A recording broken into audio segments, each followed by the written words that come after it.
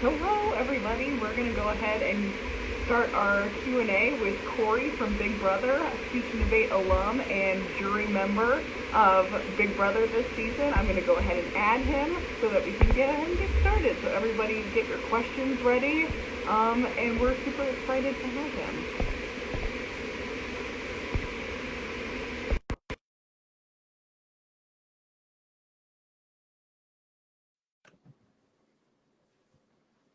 We'll just wait one moment for him to join us.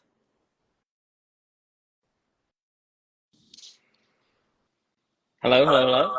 Hey, Cory, how's it going?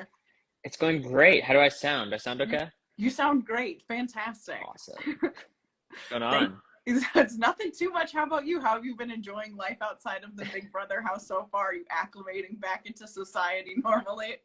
Yeah, I don't know. It's weird for sure. The coolest person to recognize me so far was we were at the airport and there was a canine security guy who was like, Big Brother, and then his dog was like gonna tear us apart. It was super strange, but it's been cool. It's finally calmed down a little bit. I've been like traveling so much, and now I'm home for like a week, which is nice. So I'm just trying to chill out for a little bit.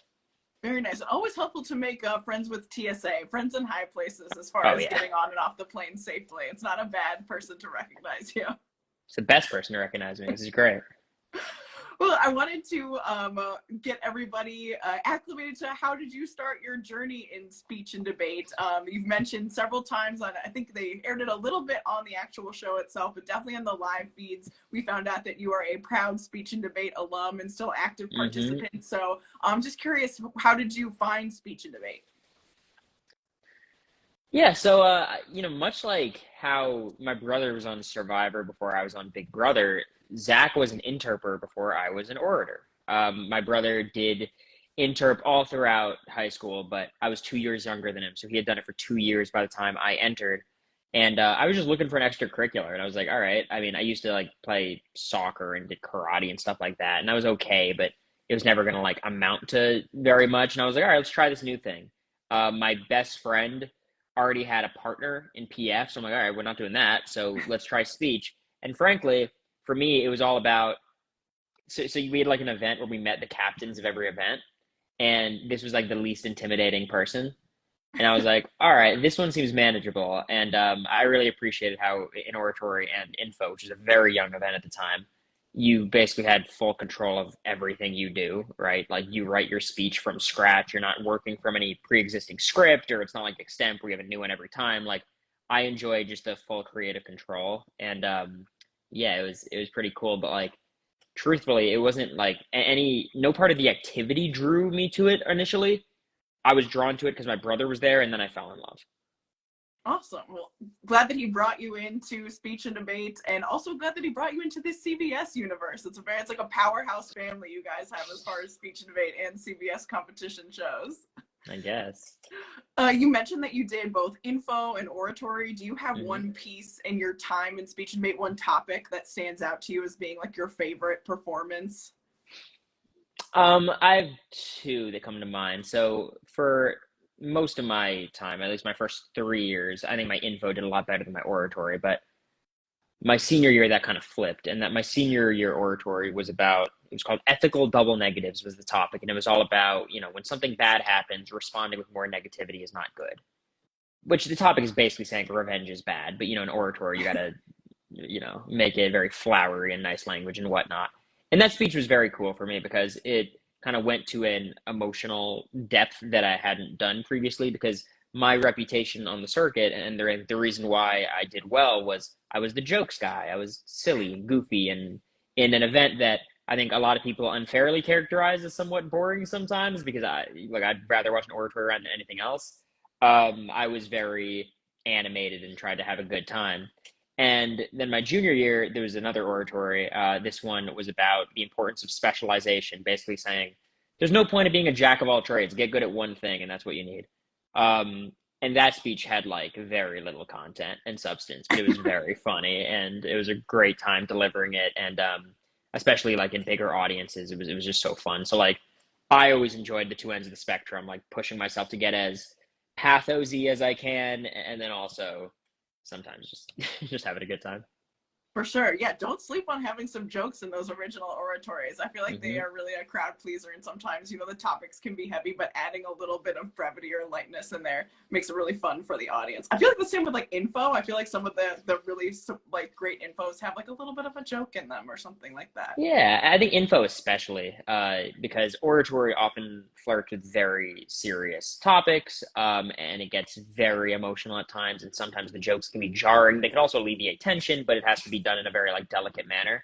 Whereas info, there's certainly like implications and it can get serious, but I think the nature of the speech tends to be a bit lighter. So I think like I've had my info topics. I did gambling. I did whiteness my senior year. I did vaccines my sophomore year. And that's before COVID, before like vaccines were cool. Um, so like all of those speeches were just really easy to write jokes around because it wasn't like I was navigating this like minefield of pathos. You could just kind of make a joke when you see an opportunity for one.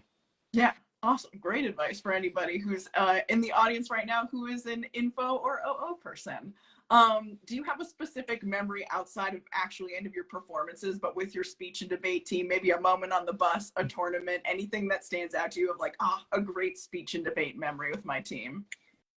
Um, yeah, well, this is kind of linked in with the speaking, but there was one final round. It was at Florida Blue Key, which is a tournament in October at University of Florida.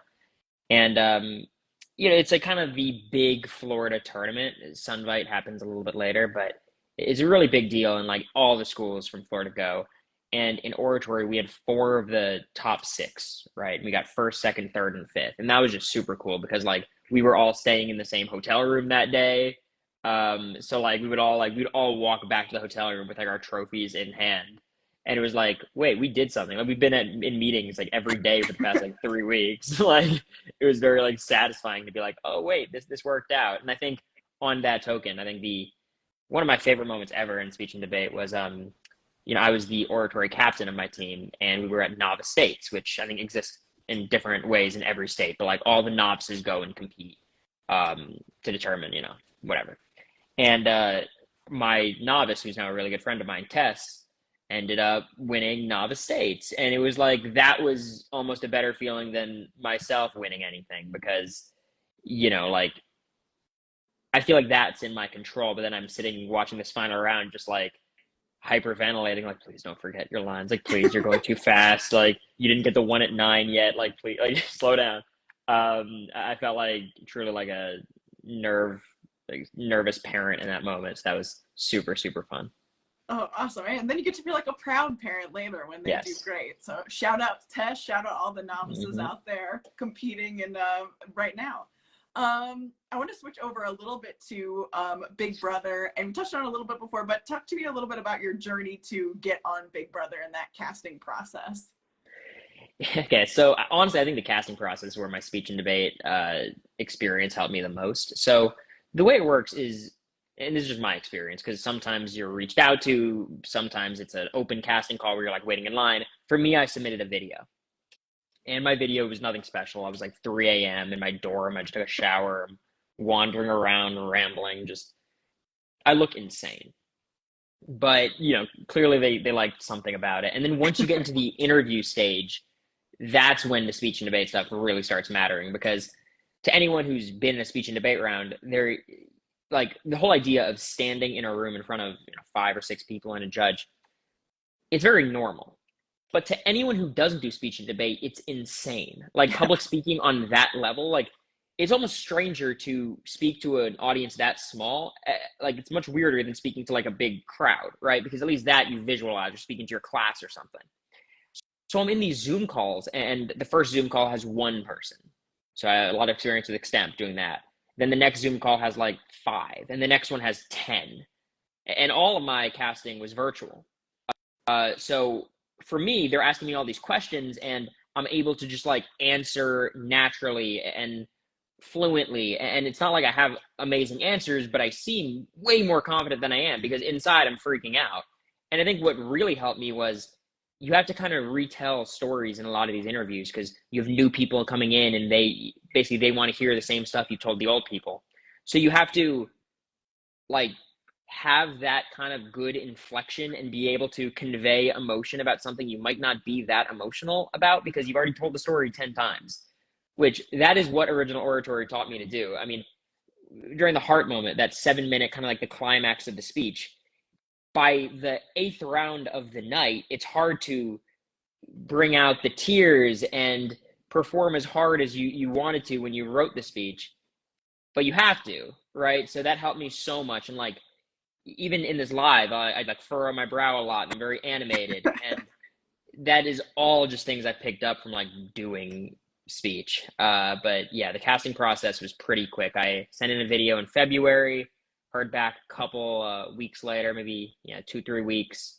And then the actual casting process was in April, May. And then it got pushed back because of the writer's strike. But at that point, it was just kind of waiting for the season to start. Awesome. You make a great point about like it's very different to talk to 3 people versus a crowd. I feel like that is more intimidating, particularly in a situation of speech and debate where you're going room to room and there's like 3 people, there's maybe 1 person, maybe 3 people, and it's overhead lighting and you're just looking directly at them is sometimes much more intimidating than the stage and the lights and you can't really see anybody. It's a very when you're speaking to an audience, you're not speaking to 1,000 individuals. You're speaking to like this enigmatic block, right? It's just like an audience.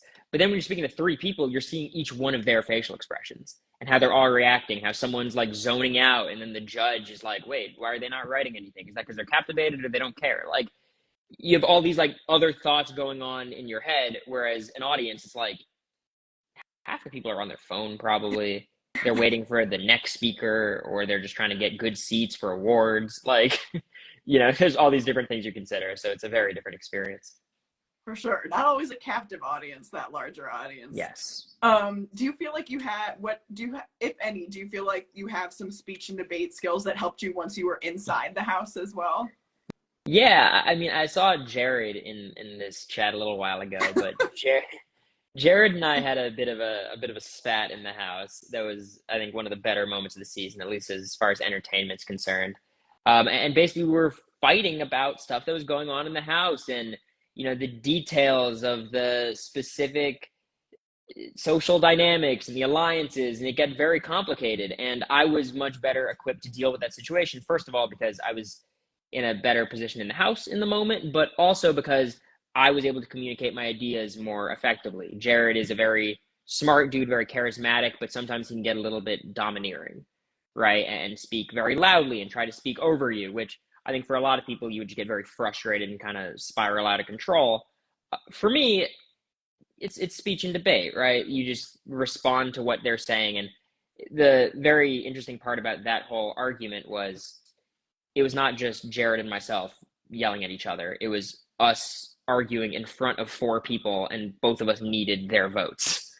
So you're almost like having this argument with this person, but you're performing it to the crowd, right? So like you have to figure out what is important to each person in the room, what's important to Matt, what's important to Jag, what's important to Bowie, because it doesn't matter if like Jared walks away feeling like he lost. I need everyone else in the room walking away thinking like I won. So that was a super helpful moment. I think the other thing that really comes to mind is it was very challenging in the house coming in at 21 years old. And I see Riley just joined. She was 24, was the next youngest person. And it's challenging when like the average age is like probably low to mid 30s. How are these people going to respect you whatsoever? First of all, to vote for you to win in the end, but even bigger picture, just to respect what you're saying and take in your ideas and not just zone you out as look at the child go. And certainly there were some people who viewed me that way, which, it's going to happen. But I think everyone in speech and debate knows like it is a really big hurdle to get over to get a judge who is like 20, 30 years older than you to respect what you're saying and not view you as what you are, which is a high schooler. So you have to gain that authority and gain legitimacy in separate ways, whether it's speaking really well or backing your stuff up with a ton of sources or establishing yourself as an authority on the topic. So for me, a lot of that came from just speaking in a certain way and like acknowledging like, yeah, I'm a child, but I also have some life experience in these areas, right? So whatever avenue you want to go for, whether it's just showing through your actions you're mature, or if it's like, yeah, you're right, I am a child, I don't know anything, but just like look at the logic of it, it makes sense. Like there's so many different ways to gain that respect, and I really had to go with a different strategy for like everyone I was talking to. For sure. That's a great point of like, you kind of have to cater the argument to who the audience is, and like they get to decide whether or not you won or not, whether or not the other person walks away feeling like, I got the one on that one. Fantastic. Do you have a moment that you think of now that you're out of the house that you could have maybe used persuasive speaking or another element to get further in the game? I mean, you got very far to the 7-person jury. It's a good question. I think ultimately the biggest problem was not the lack of persuasive speaking, because the way the season turned out, a lot of it came down to competitions, which no amount of original oratory experience is going to help you out in, unfortunately. But I think what is really important in that house is being able to manage your threat level. So for me, I was able to gain the respect of my house guests to the point where I became a target. So it's one of those things where, like, in speech, you want to make sure people respect what you're saying, but not like think that you're acting like you're more important than you are, right? There was certainly like some idea in the house of like, who the hell is this kid? This guy thinks he knows everything, when I think that's me honestly trying to like overcompensate, to try to get people to respect me. And one other thing, and this is something that definitely came back to bite me, in speech, I was the funny guy, made a lot of jokes. In the house, I was the same way. And sometimes my jokes are taken seriously, and all of a sudden, people believe that this alliance called the Middlemen that I joked about is a real thing, and it's ruining people's games. So it's just about knowing when humor is appropriate and when to avoid those kinds of things. I would get so many ballots that are like, hey, this is a really funny joke. How does it contribute to persuading the audience of your topic? And my answer is, it doesn't. In certain ways, it can gain you legitimacy of like, I'm more willing to hear someone out if I like them, right? Which jokes can do. But in terms of, actually contributing to like the substance of your argument, a lot of times it doesn't do that. Fair enough. It's tough to know when to and not to include some of those jokes sometimes. I always just go for it. Like, whatever. Sometimes you have to, just to lighten the mood, just to lighten the room. We are going to play a quick round of Would You Rather, just 3 quick questions, and then we're going to turn it over to our audience questions. If you have a question for Cory, if you see that little question mark bubble at the bottom of your screen, tap on that, send us your questions, and we will answer some of those live for you as well. First, would you rather be given a vote by someone that you trusted in the house, or be given a 6 by a judge in a speech and debate round? Give me the 6. I have a drop round. It's fine. I'll drop the 6. It's okay. Like, the way my speeches were, I was not a big like 3s kind of person. It was 1s or 5s, 1s or 6s. I could take a 6. Fair enough. Would you rather have rounds that are so close together you don't have time to eat, or would you rather be on slop? Definitely rounds that are too close together. I was fine with that. I never ate in tournaments. It was super unhealthy. You should eat, but I was always like just in the zone, focused, and then by the end of the tournament day I would like pass out. So and I was always double entered, so that was basically my life anyways. And honestly, I was on slop for 3 of the first 6 weeks. I lost 23 pounds in those 6 weeks, and as you can see, like, I'm not a person who can lose 23 pounds. That is not healthy. But yeah, I can deal with slop. It's okay. Fair enough. Can do it for the day. Would you rather not make it to the next round of a competition or be zinged by Zingbot? I'll take a zing. I got a really fun zing my season, and like, yeah, look, I cared a lot about speech and debate. Like, it was like when I was in these tournaments, like nothing mattered. Like when I'm in quarterfinals, nothing mattered more than getting to semifinals. And when I'm in semifinals, nothing mattered more than finals. Like, Zingbot, zing me a billion times if it means one more stage in the tournament, one more round. Like, especially for me, I love performing in front of an audience, and that's what happens when you get to the later rounds. So like, yeah, that's just me, but there's a lot more important stuff to speech and debate than winning. I was just very competitive. For sure. It's one of the fun elements of it. And also, to be roasted by Zingbot is iconic. And I felt like you got some of like the more thought out, iconic roast of this season, in my opinion. Thank you. It was, I mean, I saw Jag in the chat, and they called Jag a Lamborghini. And I'm like, what does that even mean? Meanwhile, I got like a double-sided album recorded for me. So Yeah. I definitely feel pretty lucky about that. Yeah, no shade to CBS and their writers' room, but I feel like there were some Mm. that were phoned in. I felt like yours were very like crafted and particular. Yeah. They said Felicia, who is like a wonderful house guest, she had wrinkles because she's 63. Meanwhile, I have more wrinkles than Felicia. Like it was like really like whatever. Anyways, we don't got to go into it. We are going to take some questions from our audience. Um, let's see, what's the first one? What was it like knowing when you're in the Big Brother house, people were watching your every move and habit? I was miserable. I'll tell you what, that had to be the worst part about the house. So that's what makes Big Brother a spectacular show. The show does not exist without the live feeds because Big Brother stems from 1984. Big Brother's always watching. It's the whole premise. And also, when it comes to certain issues that go on in the house, it's really important for the feeds to be on so people are properly held accountable. Because, and this happened in, I'm sure, many shows that are pre-recorded and edited, there's some weird behavior that goes on that people never catch wind of because it doesn't make the edit because it's not going to reflect well on the show. So Big Brother has a reputation in moments where it's like, oh, it's that show where all that bad stuff happens. The truth is, it's the only show where people are able to see what actually happens. So that part of it is amazing. It's just when you're in there, it does weigh on you to think that, like every night you go to bed, like, okay, what did I say? And it's not so much like, did I say something problematic? Because if you're a good person, it's probably not going to happen. But it's more like, did I make a jerk of myself? Was I being weird, right? Like I had this awkward conversation with America. Is everyone going to be making fun of me in that, So that part was really tough. And even when you're alone, it's like hard to truly rest because you're not alone. There's thousands of people watching you. So it's very tricky to navigate, and you could forget it's there in moments, but then you go to bed and you hear it's the camera turning towards you, and you're like, man. Or you just see your microphone, you're like, oh. So that was challenging. Oh my gosh, I'm sure I cannot imagine. Normally, you're only used to doing it for 10 minutes at a time in a speech and debate, but 24/7, that's a lot. For 100 days too. Oh my God. I know, a really long season for you guys. Yeah, longest season ever. Yeah. Do you have a favorite speech and debate tournament that you've competed in?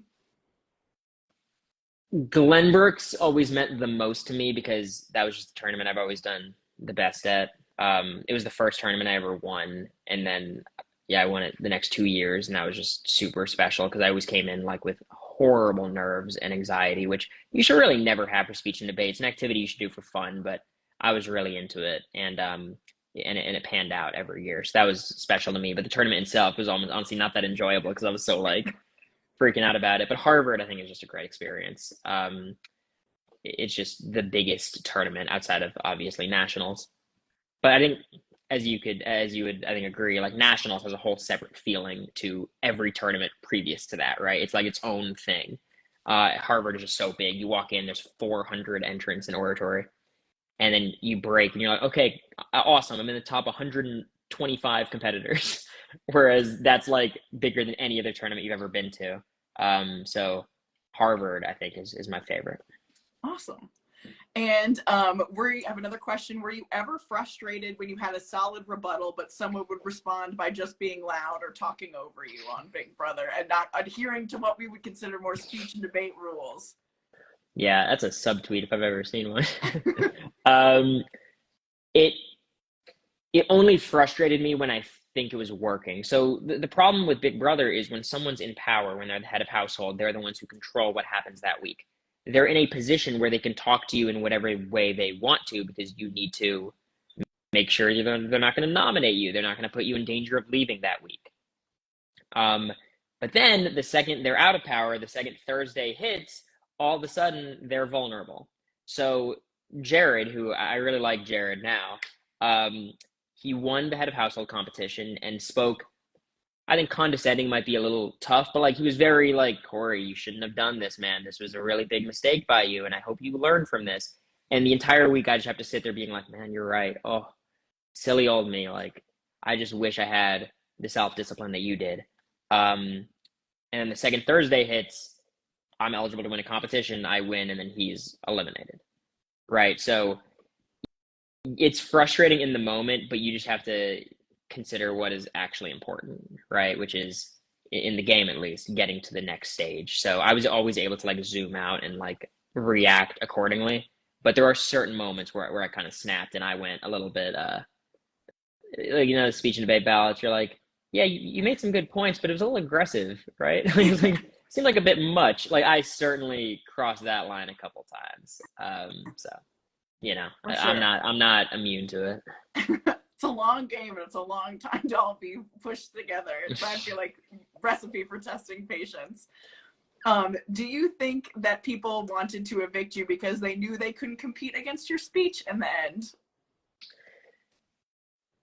I mean, it was the final 8, so I don't know if people were necessarily worried about my speech in the final 2. I do think ultimately everyone was scared to go to the final 2 with me. I think part of that was the speech and debate. Part of it was just my reputation in the House because people viewed me as a big strategist. And certainly I was very involved, but I think in moments people even overestimated me because I speak more eloquently than most. And I think that's a very interesting thing that speech and debate does to you because for me, think I'm a smart person, but I think the way I speak makes me seem smarter than I actually am.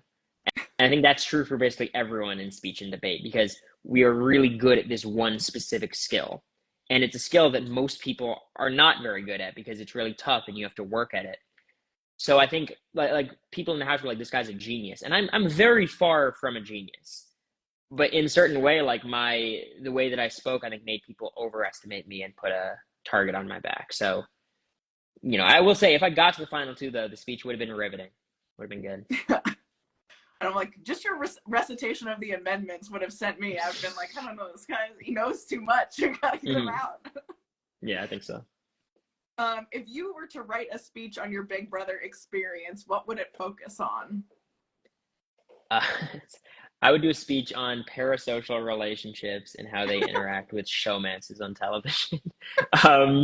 So the Big Brother fan base is so passionate, and I appreciate it, but they're also very involved. And I think the live feeds contribute to a sense of entitlement sometimes because you've been watching these people for 100 days, like over 3 months, and then you're just cut off, right? Like they go on and live their lives, and you only see what they put on Instagram or Twitter or Twitch or whatever.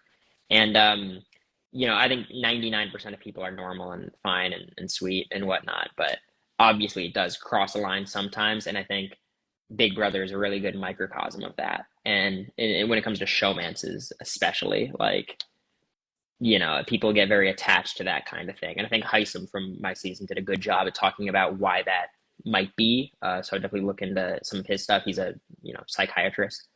But I think parasocial relationships is a topic I've been trying to have some people I've worked with do for so long. And I think now it's probably a popular topic finally, but I was trying to push this like 2-3 years ago. And now being on this side of the parasocial relationships, I'm like, oh, it's definitely a worthy topic. It's definitely something that should be discussed. But again, like 99% of the people who support myself and support myself in America are awesome and cool and fine. It's just a very vocal, you know, this percent. For sure. And like overnight for you, because it's odd that you're cut off from the outside world while you're in the house, and then you come out with this narrative about either yourself or your relationship or your friendships and stuff is, I'm sure, a very odd experience.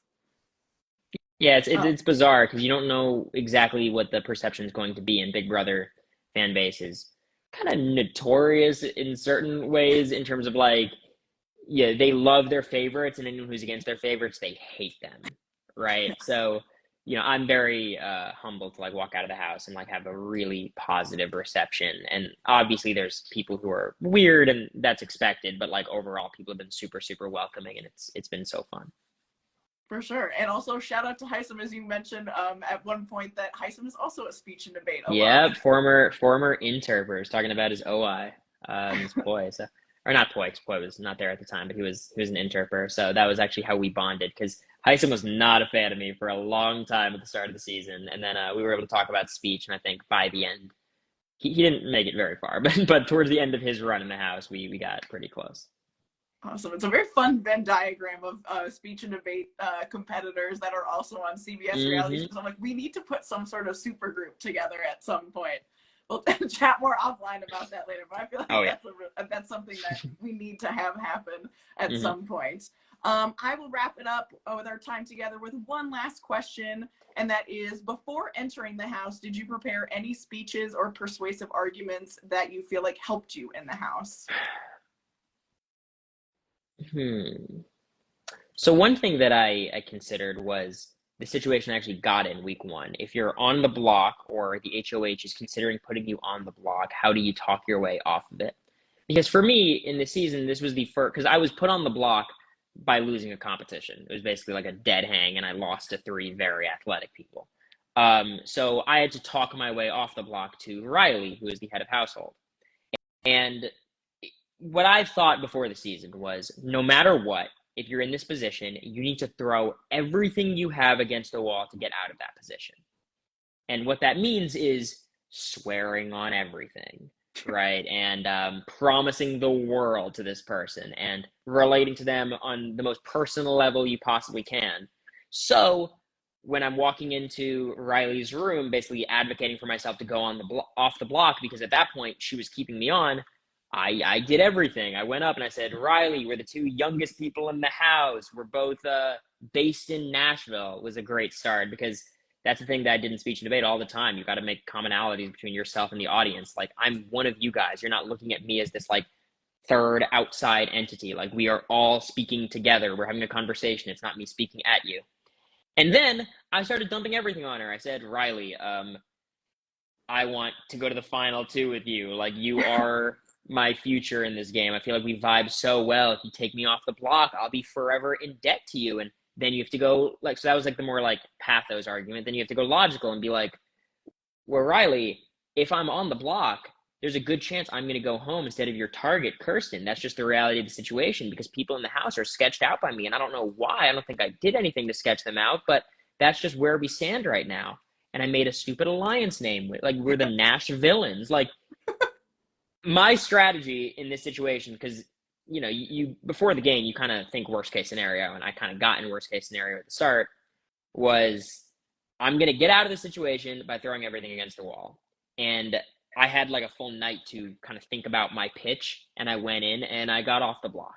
So I think that is, because like the hardest part about that situation is you're pitching something that is super self-interested, and they know it's self-interested. So you have to make the case, okay, why is this not good for me? This is also good for you as well, which I do think often people forget about in speech, especially. And I speak mostly for oratory and info, but this applies to, I think, most events. You need to remember that like the main goal of your speech is to convince your audience of something or inform your audience of something. It's not just performing a speech. And that should inform the way you write a speech, the way you perform a speech, the way you interact with your audience after and before the round. So I think it definitely boded pretty well in the house for me. I think maybe it made my threat level a little bit too big. I probably didn't need to mention that I was like good at speech and debate. I could have said I just did it. But yeah, I think it's definitely what I have to thank for getting on the show, and I think it definitely helped in the house. Amazing. Well, thank you so much for sharing your Big Brother experience, your decorated speech and debate career with us today. Let everybody know where they can find you, follow up with you. If you have any coach, I know you have coached in the past. Are you still coaching at all? Yeah, so you can find me everywhere, and just look up my name, Cory Wurtenberger. I'm Cory Wurtenberger on Twitter, on Instagram, Twitch, Facebook. I don't know. Like, honestly, the one thing I screwed up with before leaving for the house is I left on my like LinkedIn invites or like connections or whatever. So I came back to an email of like 20,000, like, Jack wants to connect. I'm like, okay. It was like 400 of them. So don't try to connect with me on LinkedIn. That'd be appreciated. Unless, never mind. And in terms of the coaching, I'm taking some time off. I had a lot of my students that I was working with before that I'm trying to still help out with, because like I had to leave midway through July when everyone's trying to prepare for the first tournament. So I had to like DM all my kids these super cryptic things, being like, you're not going to hear from me for 4 months. Here's a contact of someone who can help you. I trust them a lot and whatever. I'm taking some time off, certainly, because it's just like speech and debate it's a lot, right? It's very, I like to be a very involved coach, and I don't have the time for that right now. But who knows? I'll keep you all posted. Maybe I'll be coaching a camp or something this summer, or maybe I'll do private coaching sometime in the future. Awesome. Well, thank you so much for joining us. It's been a delight to have you. And we hope to and look forward to seeing great things from you in the speech and debate and Big Brother world soon. Thank you so much. Thanks, See ya. Cory.